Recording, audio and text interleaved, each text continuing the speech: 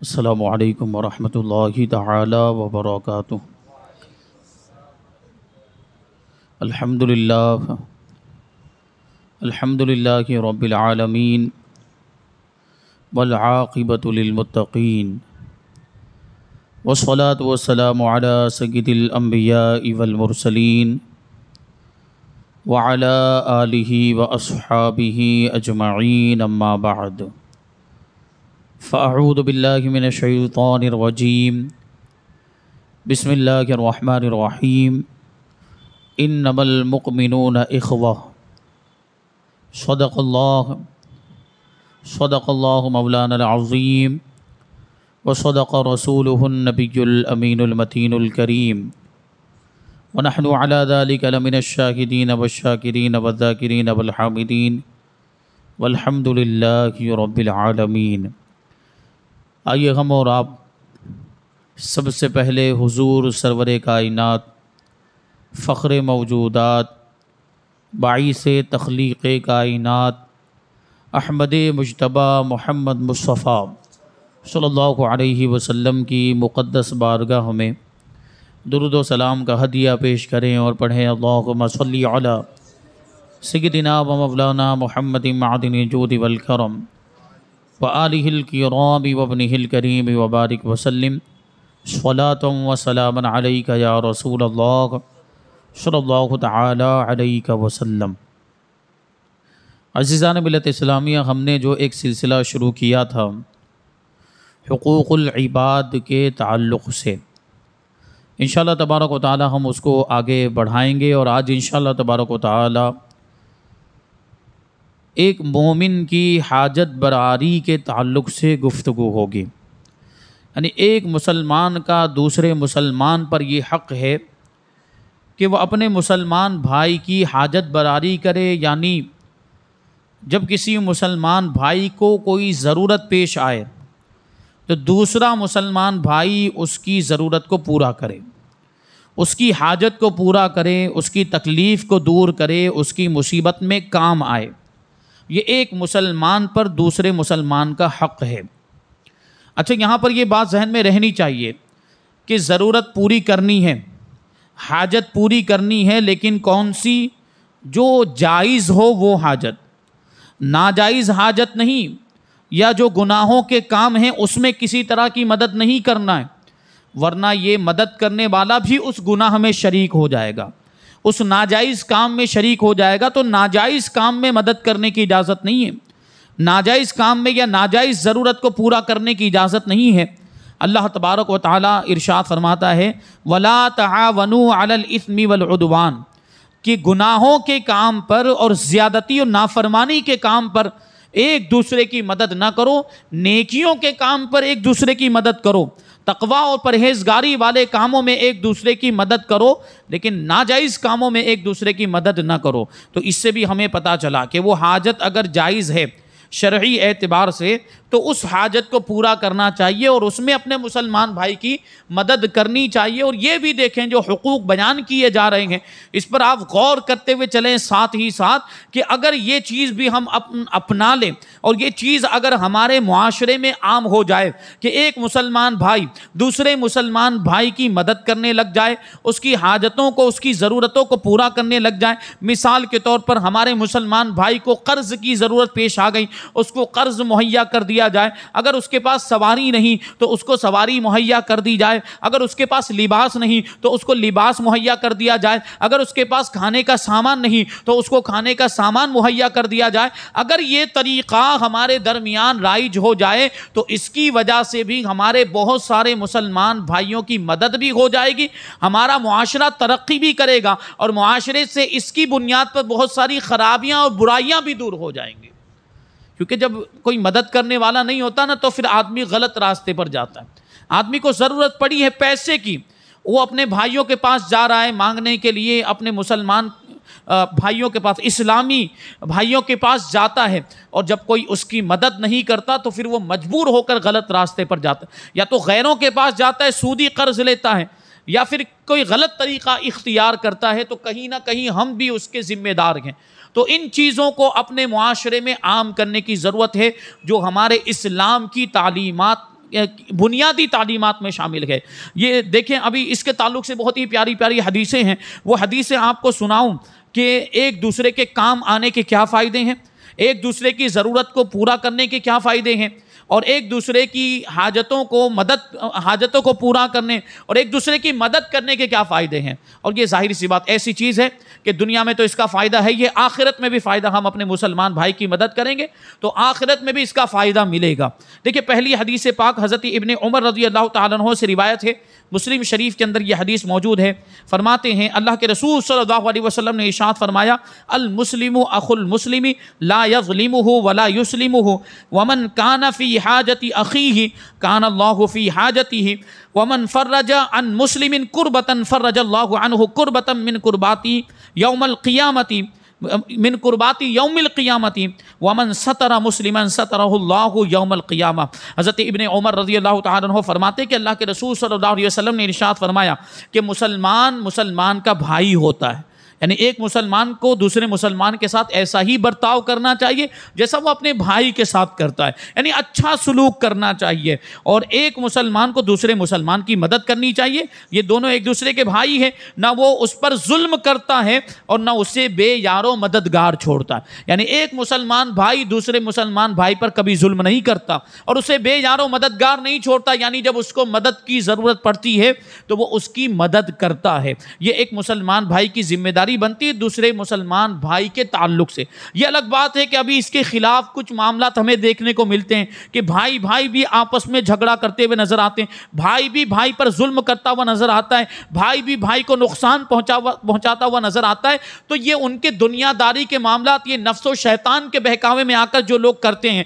تو یہ ان کا اپنا عمل ہے، اسلام کا اس سے کوئی تعلق نہیں۔ اسلام تو ہمیں یہ تعلیم دیتا ہے، اسلام ہمیں کیا بتاتا ہے کہ ایک بھائی کو دوسرے بھائی کی مدد کرنی چاہیے، ایک بھائی کو چاہیے کہ دوسرے بھائی پر کبھی بھی ظلم نہ کرے اور اسے بے یار و مددگار نہ چھوڑے۔ آگے فرماتے ہیں اللہ کے رسول کہ جو اپنے بھائی کی حاجت پوری کرے اللہ تبارک و تعالیٰ اس کی حاجت پوری کر دیا کرتا ہے۔ اور ظاہر سی بات ہے دنیا میں ہر کسی کو کوئی نہ کوئی ضرورت کبھی نہ کبھی پیش آتی ہی رہتی ہے، کوئی نہ کوئی حاجت پیش آتی رہتی ہے۔ اگر اللہ تبارک و تعالیٰ نے ہمیں مدد کرنے والا بنایا ہے، اگر ہمیں دینے والا بنایا ہے، دوسروں کی حاجت پورا کرنے والا بنایا ہے، تو اس پر ہمیں اللہ کا شکر ادا کرنا چاہیے، کیونکہ ان کی کیفیت کو آپ دیکھیں کہ جن کو ضرورت پیش آتی ہے مجبوری ان کو پھر لوگوں کے سامنے ہاتھ پھیلانے پر بھی مجبور کر دیتی ہے۔ تو اس سے ہمیں پناہ مانگنی چاہیے کہ اللہ تبارک و تعالی ہمیں کبھی بھی کسی کا محتاج نہ بنائے، لیکن ہمارا کوئی مسلمان بھائی اگر حاجت مند ہو ہم اس کی ضرورت کو پورا کر دیں تو اللہ تبارک و تعالی ہماری ضرورتوں کو پورا کر دے گا۔ اور یہ فرمایا کہ جو کسی مسلمان کو کی تکلیف کو دور کرے اللہ تبارک و تعالی قیامت کی تکلیفوں میں سے اس کی ایک تکلیف کو دور فرما دے گا۔ ایک مسلمان کی ایک تکلیف کو اگر ہم دور کریں گے تو ہماری قیامت کی ایک تکلیف دور ہو جائے گی۔ اور قیامت کی تکلیف کا آپ اندازہ لگائیں، قیامت میں جو تکلیف ہوگی اس کو برداشت کرنے کی ہم طاقت نہیں رکھتے۔ دنیا کی تکلیفوں کو تو برداشت کر سکتے ہیں، دنیا کی مصیبتوں کو تو برداشت کر سکتے ہیں، لیکن قیامت کی مصیبتوں کو ہم برداشت نہیں کر پائیں گے، جہنم کے عذاب کو ہم برداشت نہیں کر پائیں گے۔ تو اگر ہم چاہتے ہیں کہ ہمارے لیے قیامت میں آسانی ہو جائے، جہنم کے عذاب سے ہم محفوظ ہو جائیں اور قیامت کی تکلیفیں ہم سے دور ہو جائیں، تو ہمیں اپنے بھائیوں کی تکلیفوں کو دور کرنا چاہیے۔ کتنا آسان طریقہ ہمیں دے دیا گیا، کتنا آسان ہمیں یہ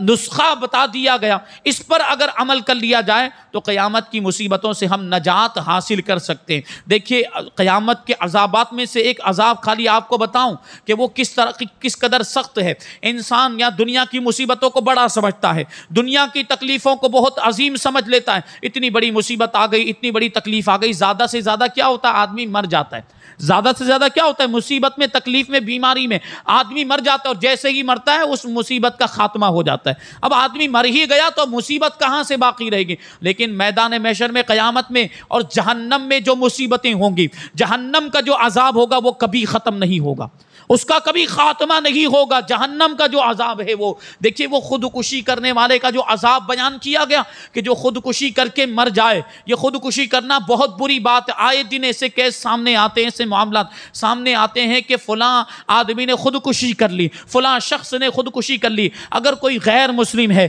اگر کوئی کافر ہے، خدا کو نہیں مانتا ہے، خدا کا منکر ہے، جس کو خدا پر بھروسہ نہیں، وہ خودکشی کرے تو بات سمجھ میں آتی ہے کہ چلو خدا کا منکر تھا اس لیے اس نے خودکشی کر لی۔ اگر کوئی ہمارا مسلمان بھائی خودکشی کرتا ہے تو بہت زیادہ تکلیف ہوتی ہے، کیونکہ ایک مسلمان تو اللہ پر بھروسہ کرتا ہے، اور جسے اللہ پر بھروسہ ہو اس کا یہ یقین ہوتا ہے، اس کا یہ عقیدہ ہوتا ہے کہ اللہ قادر مطلق ہے، اس کی قدرت کامل ہے، اللہ تبارک و تعالی بڑی سی بڑی مصیبت کو بھی ٹالنے پر اور دور کرنے پر قادر ہے۔ تو چاہے جتنا بھی قرضہ ہو جائے، چاہے جتنی بھی بڑی مصیبت آ جائے، پروردگار کی بارگاہ میں حاضر ہو جائے، اللہ تبارک و تعالیٰ کی بارگاہ میں اپنی حاجت کو پیش کرے، انشاءاللہ وہ حاجت پوری ہو جائے گی، وہ پریشانی حل ہو جائے گی، مشکل حل ہو جائے گی، قرض کی ادائیگی کے اسباب بھی پیدا ہو جائے گے۔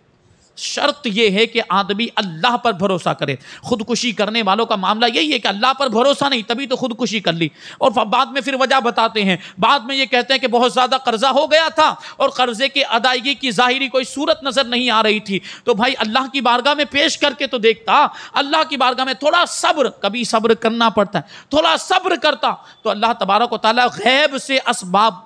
اس کا مہیا فرما دیتا، اسباب پیدا کر دیتا۔ تو اللہ پر بھروسہ کرنے کی ضرورت کو کہ اللہ فرماتا ہے وَعَلَى اللَّهِ فَلْيَتَوَكَّلِ الْمُؤْمِنُونَ، ایمان والوں کو اللہ ہی پر بھروسہ کرنا چاہیے۔ تو یہ خودکشی کا جو عذاب ہے اس کے بارے میں کیا فرمایا گیا کہ دنیا میں اگر کسی نے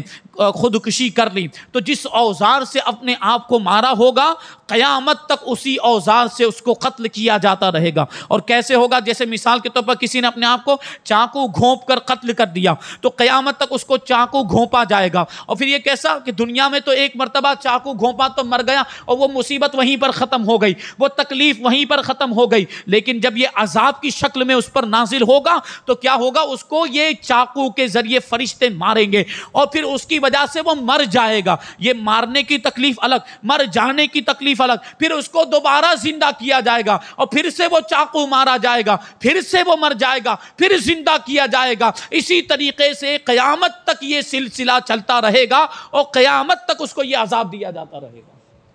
تو یہ قیامت کا عذاب ہے، کتنا سخت ہے، ہم اور آپ اس کو برداشت کرنے کی طاقت رکھتے نہیں رکھتے۔ یہ دنیا کے بچھو، یہ دنیا کے سانپ، یہ کیڑے مکوڑے، تکلیف پہنچانے والے جانور، یہ جہنم کے جو جانور ہیں، جہنم کے سانپ بچھو کی ایک مثال ہیں۔ یہ جہنم کے سانپ بچھو اور موذی جانوروں کے مقابلے میں کوئی حیثیت نہیں رکھتے، ان سے کئی زیادہ، ہزاروں لاکھوں گنا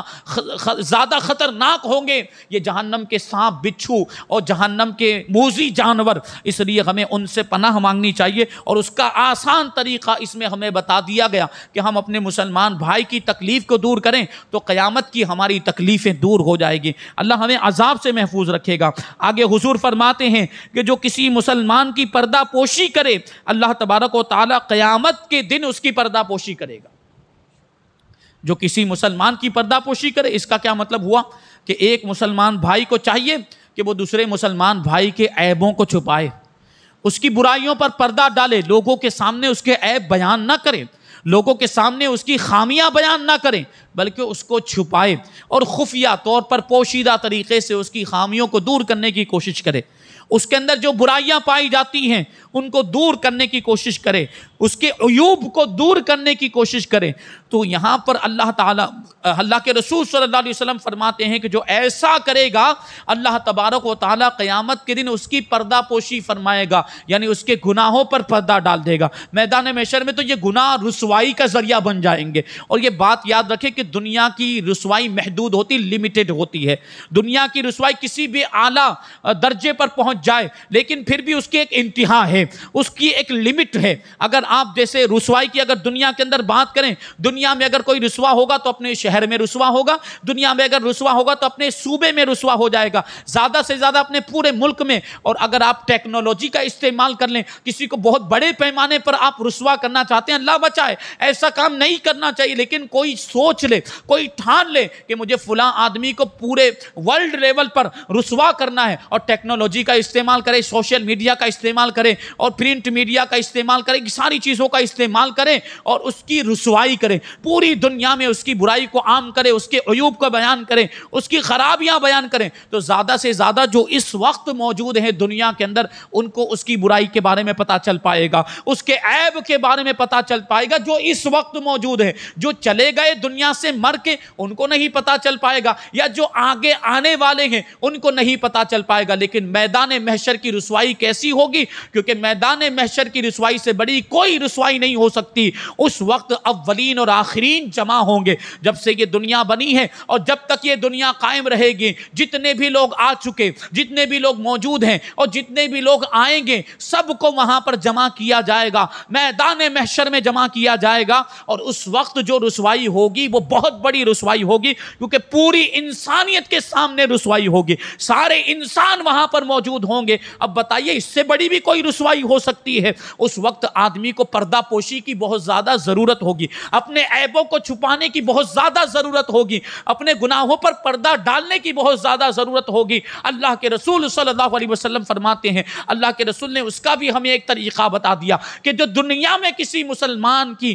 اپنے مسلمان بھائی کی پردہ پوشی کرے گا، اللہ تبارک و تعالی قیامت میں اس کی پردہ پوشی کرے گا۔ کتنا آسان ذریعہ ہے گناہوں پر پردہ ڈالنے کے لیے۔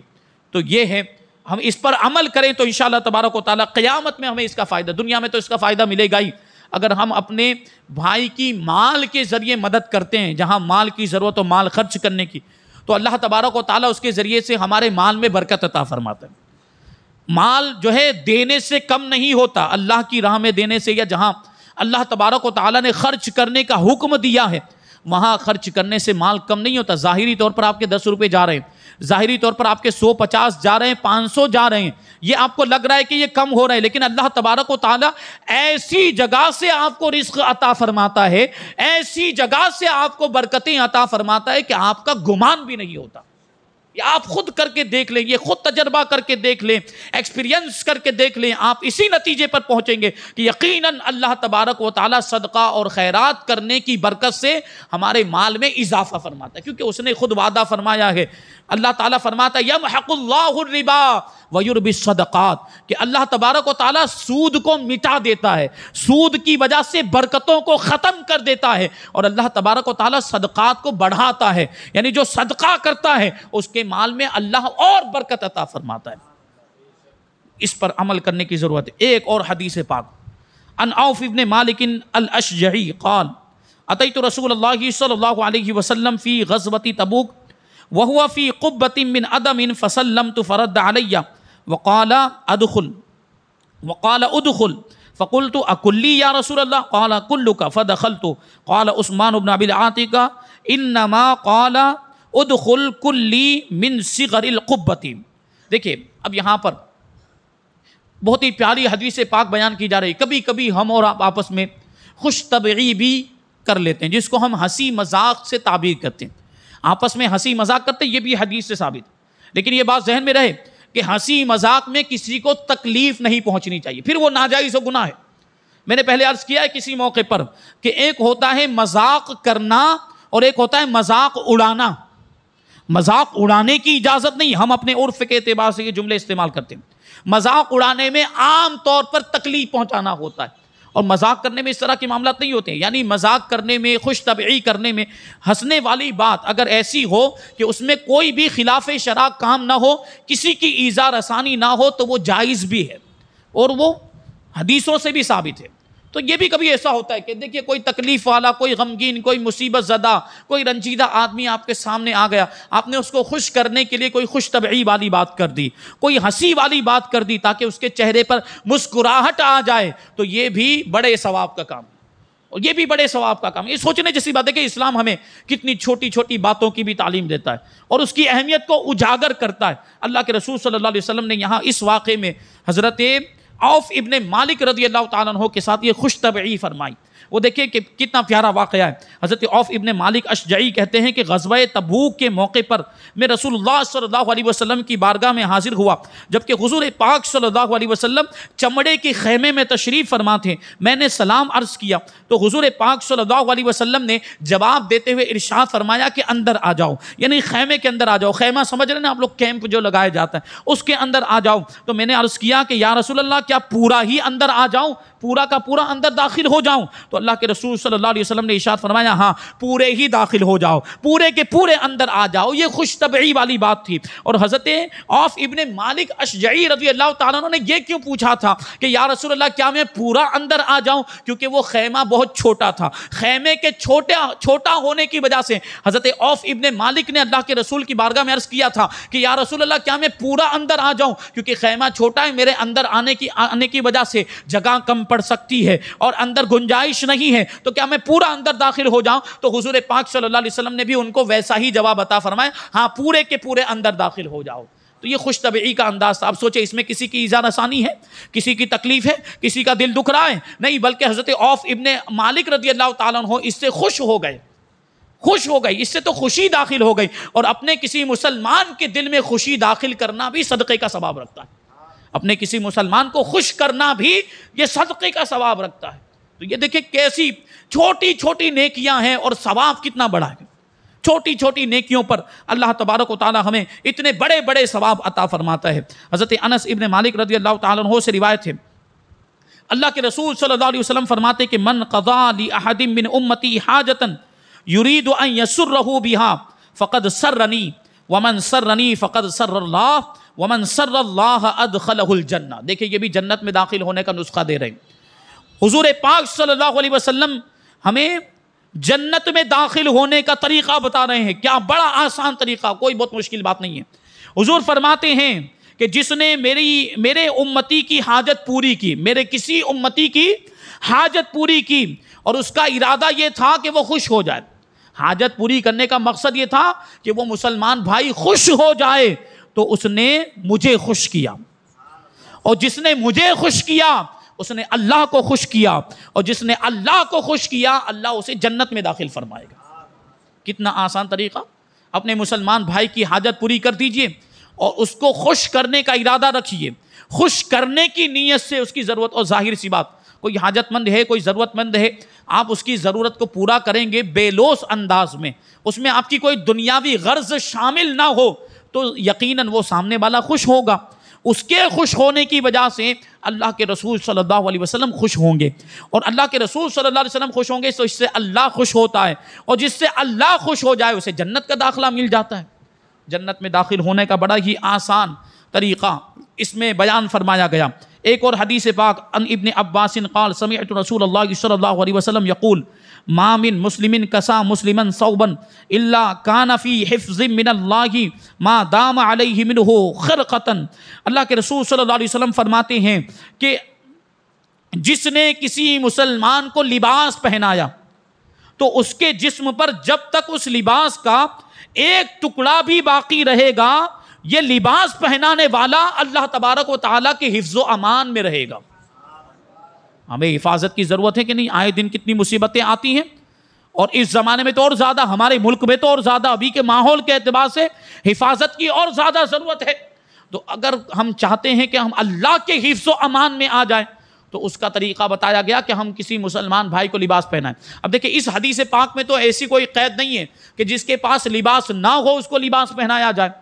ہم دوسرے جس کے پاس لباس ہو اس کو بھی لباس دے دیں. بہتر یہ ہے کہ جس کے پاس لباس نہیں اس کو لباس پہنا جائے، کیونکہ اس کو زیادہ ضرورت ہے. جس کے پاس لباس ہے اس کو لباس پہنانے کا کوئی مطلب نہیں، لیکن یہاں مطلق فرمایا گیا، اور مراد یہی ہو سکتا ہے کہ جس کے پاس لباس نہ ہو اس کو لباس پہنایا جائے. ایسے مسلمان بھائی کو آپ لباس دیں. اور یہ مطلقاً بھی اگر مانیں تو مطلب یہ ہوا کہ اگر کسی کے پاس لباس ہے اور لباس کی اس کو بھی اگر لباس دیا جائے تو اس کو بھی یہ ثواب ملے گا. جیسے کہ ہم علماء کی خدمت کرتے ہیں، ہم حفاظ کی خدمت کرتے ہیں، کبھی ان کو کپڑا لا کر دیتے ہیں تحفے کے طور پر، تو دیکھیں یہ فضیلت ہے اس کی. فرمایا گیا کہ جب تک اس کے جسم پر اس لباس کا ایک ٹکڑا بھی رہے گا یہ لباس پہنانے والا اللہ تبارک و تعالیٰ کے حفظ و امان میں رہے گا.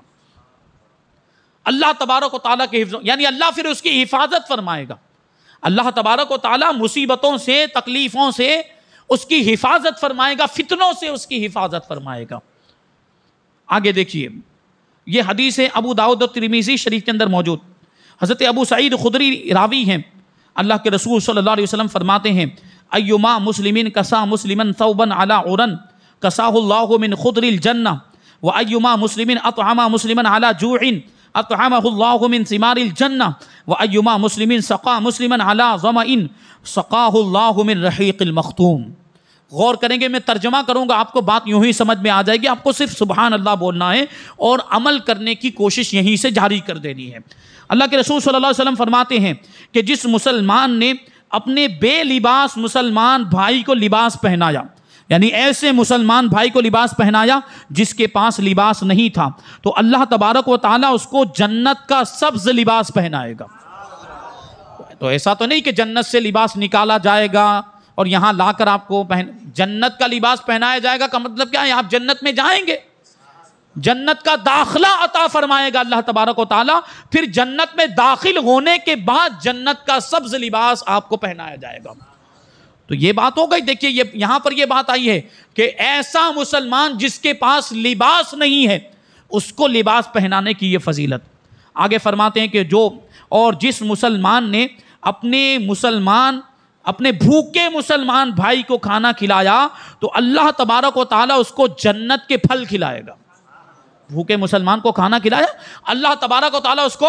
جنت کے پھل کھلائے گا. اور جو مسلمان اپنے پیاسے مسلمان بھائی کو پانی پلاتا ہے، اللہ تبارک و تعالیٰ اس کو جنت کی مہر لگی ہوئی صاف ستھری شراب پلائے گا. اب یہ جنت کی جو شراب ہے، یہ جنت کی شراب دنیا کی طرح نہیں ہوگی. دنیا کی شراب میں نشہ ہوتا ہے، دنیا کی شراب کی وجہ سے عقل و تمیز ختم ہو جاتی، دنیا کی شراب کی وجہ سے اچھے برے کی تمیز ختم ہو جاتی، نفع نقصان کی تمیز ختم ہو جاتی. دنیا کی شراب کے بہت سے نقصانات ہیں، لیکن یہ جنت کی شراب ہے. جنت کی شراب میں اس طرح کا کوئی معاملہ نہیں ہوگا. وہ صاف ستھری ہوگی، وہ خالص ہوگی، وہ پیور ہوگی، اس کے اندر نشہ نہیں ہوگا. آدمی دنیا کی شراب اس لیے پیتا ہے کہ نشہ ہوگا تو سرور حاصل ہوگا، لیکن جنت کی شراب میں نشہ نہیں ہوگا لیکن سرور بہت زیادہ ہوگا، لذت بہت زیادہ ہوگی کہ دنیا کی شراب اس کا مقابلہ کر ہی نہیں سکتی. ظاہر اس بات، جنت کی شراب جنت کی شراب ہے، وہ اللہ تبارک و تعالیٰ کی نعمتوں میں اس کا شمار ہوتا ہے. تو وہ صاف ستھری ہوگی اور انتہائی خالص اور پیور ہوگی، اس میں نشہ نہیں ہوگا، اس میں سرور بہت زیادہ ہوگا. پینے کے بعد آدمی کو سکون ملے گا. جنت کی شراب پینے کے بعد آدمی کو بہت زیادہ لذت حاصل ہوگی، بہت زیادہ سرور حاصل ہوگا. یہ سرور اور لذت یہ بغیر نشے کے ہی حاصل ہوگا، اور اس کی وجہ سے عقل بھی باقی رہے گی، عقل ختم نہیں ہوگی، اور اچھے برے کی تمیز بھی ختم نہیں ہوگی. کیونکہ عقل ختم ہو جانا یہ تو ایک عیب کی بات ہے. اللہ تبارک و تعالیٰ جنتیوں کو سارے عیبوں سے پاک فرما دے گا. یہ دیکھیں شان ہے. رحیق مختوم کا لفظ آیا، اور رحیق مختوم یہ جنتی شراب کو کہا جاتا ہے جو صاف ستھری اور پاکیزہ شراب ہوگی. دنیا میں اگر ہم کسی کو پانی پلاتے ہیں اپنے مسلمان بھائی کو تو اس کی یہ فضیلت ہے. مسلم شریف کی ایک اور روایت حضرت ابو سعید خدری رضی اللہ تعالیٰ عنہ ہی سے روایت ہے. کہتے ہیں بینما نحن فی سفر مع رسول اللہ صلی اللہ علیہ وسلم اذ جاءه رجل على راحلة فجعل يضرب يمينا وشمالا فقال رسول الله صلی اللہ علیہ وسلم من كان معه فضل ظهر فليعد به على من لا ظهر له ومن كان معه فضل زاد فليعد به على من لا زاد له. قال فذكر من اصناف المال حتى راينا انه لا حق لاحد منا في فضل.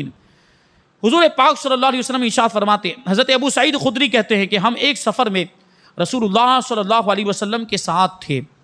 کہ ایک آدمی اونٹ پر سوار ہو کر آیا اور دائیں بائیں اونٹ کو لے کر گھومنے لگ گیا، اونٹ کو ادھر ادھر گھمانے لگ گیا. تو اللہ کے رسول صلی اللہ علیہ وسلم نے فرمایا کہ جس کے پاس زائد سواری ہو، ایکسٹرا سواری ہو، تو وہ اس کو دے دے جس کے پاس سواری نہیں ہے، تاکہ اس کی بھی ضرورت پوری ہو جائے. اور جس کے پاس وافر زیادہ راہ یعنی ایکسٹرا مقدار میں، زائد مقدار میں سفر کا سامان ہے،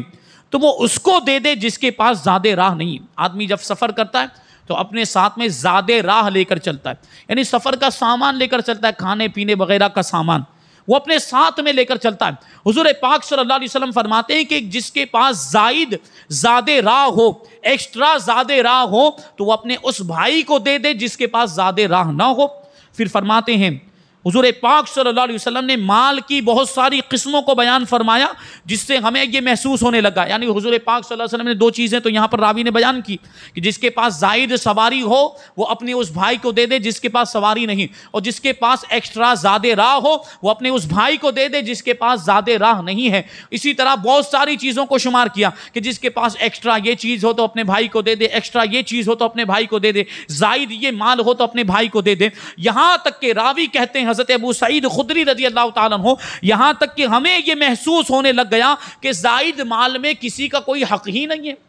زائد ماننے میں ہم میں سے کسی کا کوئی حق ہی نہیں، کیونکہ حضور بار بار یہی ترغیب دلا رہے تھے، بار بار یہی رغبت دلا رہے تھے کہ زائد مال ہو تو اپنے بھائی کو دے دے، زائد مال ہو تو اپنے بھائی کی مدد کر دے۔ تو اس سے ہمیں یہ محسوس ہونے لگ گیا کہ زائد مال ہمیں اپنے پاس رکھنا ہی نہیں چاہیے، بلکہ ہمیں اپنے بھائیوں کو دے دینا چاہیے۔ یہ دیکھیے حضور پاک صلی اللہ علیہ وسلم نے اس کی تاکید کے طور پر ارشاد فرمایا کہ مدد کرنا یہ کتنا اہم ہے، اپنے کسی بھائی کی ضرورت کو پورا کرنا کتنی اہمیت رکھتا ہے۔ یہ صحابہ کرام نے حضور کے انداز تکلم سے صحابہ کرام نے یہ اندازہ لگایا کہ حضور پاک صلی اللہ علیہ وسلم کو یہ چیز کتنی پسند ہے کہ ایک مسلمان بھائی دوسرے مسلمان بھائی کی مدد کرے۔ اب ایک اور حدیث پاک لیتے ہیں، حضرت سعید ابن ابی ہند سے روایت، وہ حضرت ابو ہریرہ رضی اللہ تعالیٰ عنہ سے روایت کرتے ہیں، اللہ کے رسول صلی اللہ علیہ وسلم فرماتے ہیں، دیکھیے غور کرنے کی ضرورت یہ حدیث پاک، اس میں ہمارے لیے بھی سبق ہے۔ فرماتے ہیں تکون ابل للشیاطین و بیوت للشیاطین فاما ابل الشیاطین فقد رأیتها یخرج احدکم بنجیبات معه قد اسمنها فلا یعلو بعیرا منها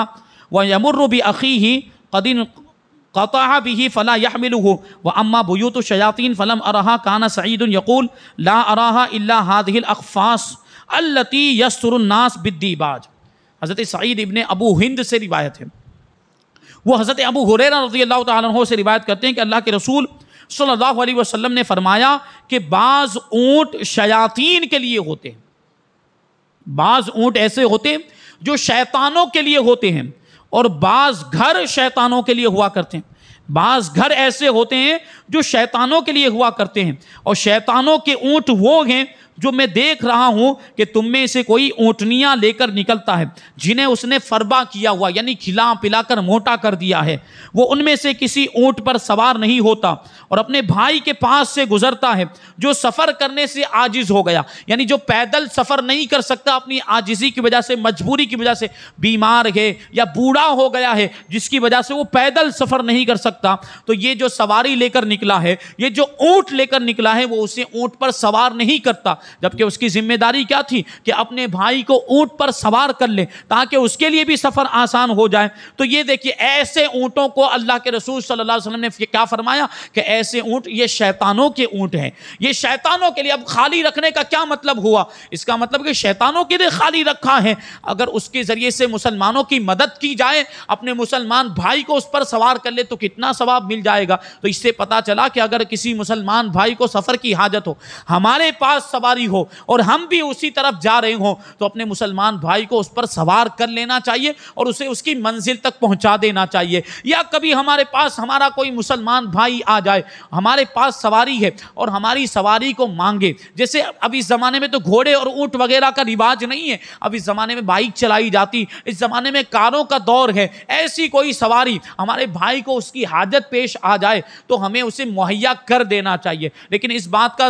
یہ بھی ذہن میں رہنا چاہیے کہ وہ بھائی ہمارا ایسا ہو جو قابل اعتماد، کیونکہ اس زمانے میں دھوکے کے بھی بڑے معاملات چلتے کہ آپ نے کسی اجنبی آدمی کو اپنی بائک دے دی، پتہ چلا لے کر غائب ہو گیا۔ تو یہ دیکھیے یہ اللہ کے رسول صلی اللہ علیہ وسلم نے یہ ساری چیزیں بتائی ہیں، لیکن سامنے والے کو بھی تو سوچنا ہے یعنی اللہ تبارک اللہ کے رسول صلی اللہ علیہ وسلم نے مدد کرنے کا حکم دیا، تو جس کی مدد کی جا رہی وہ بھی تو سوچے کہ حدیثوں کے اندر ان کے حقوق اس انداز میں بیان کیے گئے تو وہ بھی اس کا پاسو لحاظ کریں، کسی طرح کا دھوکہ نہ دیں، کسی طرح کا فریب نہ کریں، جھوٹ وغیرہ سے کام نہ لیں، ورنہ ایسا ہوتا ہے پتہ چلے کہ فلاں آدمی بہت سب کی مدد کرتا ہے تو کچھ جھوٹ بولنے والے بھی آ جاتے ہیں، ان کو حاجت نہیں ہوتی پھر بھی چلے آتے ہیں اور اس طریقے سے وہ مال سامان لے کر چلے جاتے ہیں، اور ان کی وجہ سے جو واقعی ضرورت مند ہیں پھر وہ رہ جاتے ہیں۔ تو ایسا نہیں کرنا چاہیے، جن کو حاجت نہیں ہے ان کو مانگنا نہیں چاہیے، اور جن کو حاجت نہیں ہے ان کو اس طریقے سے دوسرے کے حق کو مارنا نہیں چاہیے، یہ ہوتا ہے، تو اس طرح نہیں کرنا چاہیے۔ اور اگر کوئی مدد کرے تو اس کی ہمیں عزت کرنی چاہیے، اور جو سامان ہمیں اس نے استعمال کرنے کے لیے دیا ہے اس کی حفاظت بھی کرنی چاہیے کہ وہ سامان ہمارے پاس امانت ہوتا ہے، تو اگر وہ قابل اعتماد ہے تو اس کو استعمال کرنے کے لیے چیزیں دی جا سکتی ہیں اور پھر وہ استعمال کرنے کے بعد ہمیں واپس لوٹا دے۔ ہاں آپ کچھ شرطیں لگانا چاہیں تو اس میں شرطیں بھی لگا سکتے ہیں، وہ بھی مدد کرنے میں کوئی خلل انداز نہیں ہوگا۔ جیسے آپ نے کسی کو بائک دے دی تو آپ اس کو شرط لگا دے کہ پیٹرول آپ کو بھروانا پڑے گا، یا جو ہے گاڑی دے دی اس کو کہا جائے کہ ڈیزل آپ کو بھروانا پڑے گا، تو اتنا تو وہ کر ہی سکتا ہے، اگر اس کو حاجت ہے ضرورت ہے تو تھوڑا انتظام اپنی طرف سے کر لیں۔ آپ گاڑی دے رہے ہیں یہ بھی ایک طرح کی مدد ہے، اور آپ بائک مہیا کرا رہے ہیں یہ بھی ایک طرح کی مدد ہے، لیکن یہاں پر بھی ساری جگہوں پر اس بات کا خیال رہے کہ وہ کوئی ناجائز کام کرنے کے لیے نہ جا رہا ہو، وہ جائز کام کرنے کے لیے جا رہا ہو تب آپ اس کی مدد کریں، اور ایسے ہی موقع پر مدد کرنی چاہیے، ناجائز کاموں میں مدد نہیں کرنی چاہیے، جو میں نے پہلے ہی عرض کر دیا۔ اور یہ جو فرمایا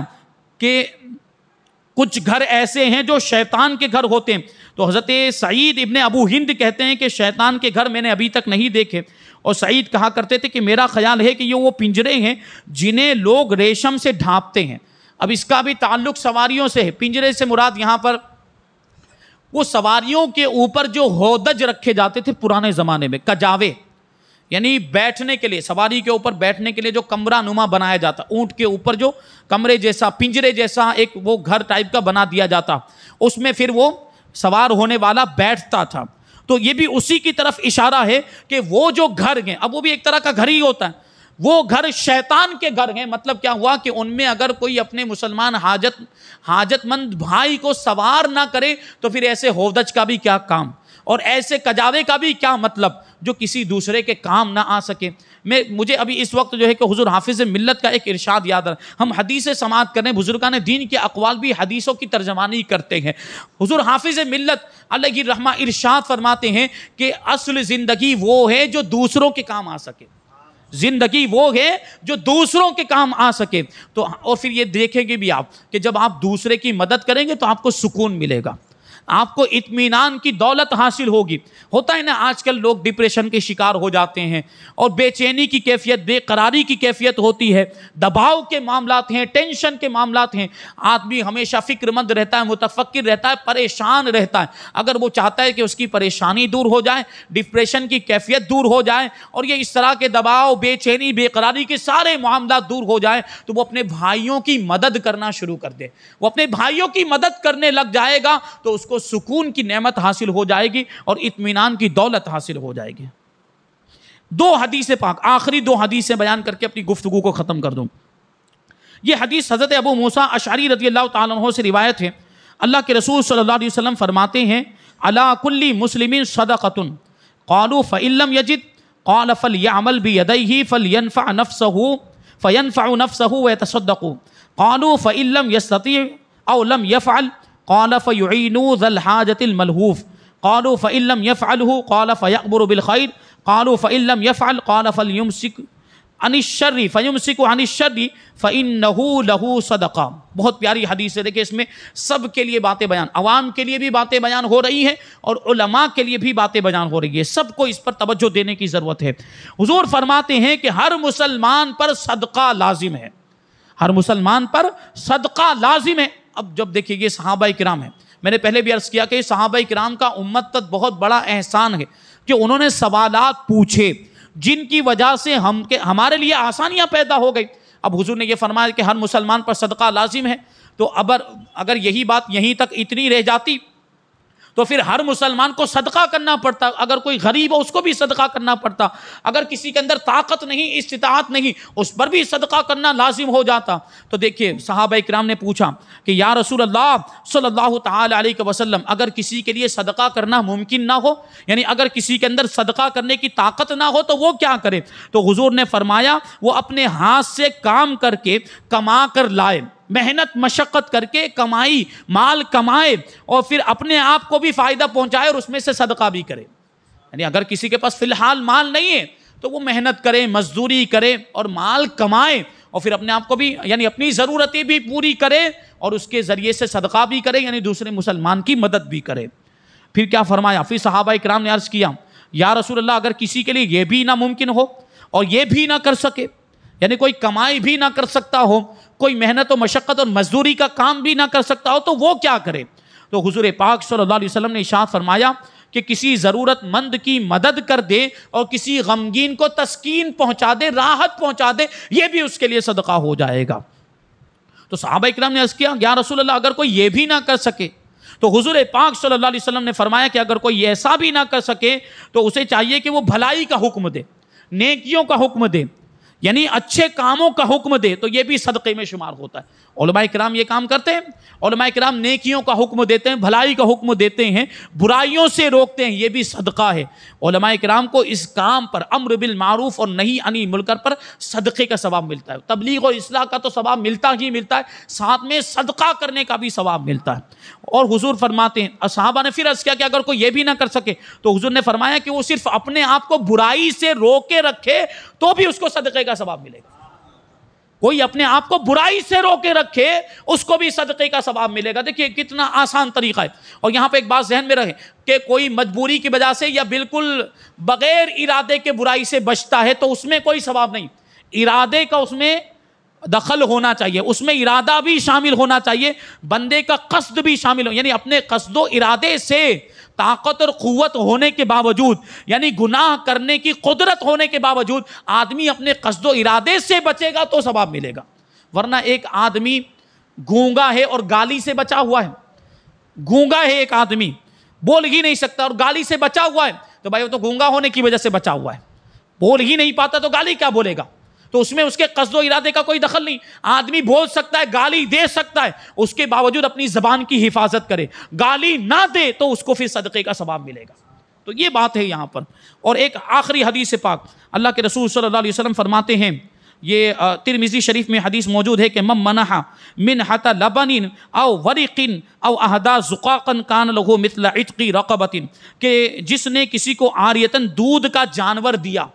دودھ کا جانور عاریتاً دیا کہ وہ دودھ استعمال کرے، یا چاندی قرض کے طور پر دی،